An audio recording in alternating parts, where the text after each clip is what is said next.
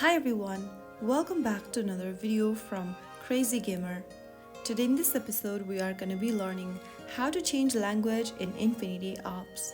If you want to change the language setting in Infinity Ops so that you can play the game in your preferred language, first of all open up the Infinity Ops application on your device and wait for it to load. Once you're in the main lobby screen, click on the gear button at the top left corner.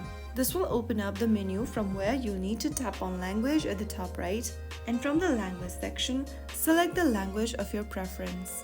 After you do that, you'll notice the interface changed immediately in your selected language.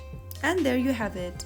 You can easily change your language to any of your preference from this menu. If you found the video helpful, don't forget to like, share and subscribe to the channel. Don't forget to hit the notification bell so that you never miss out another upcoming upload from us. I'll see you in the next video. Thank you for watching.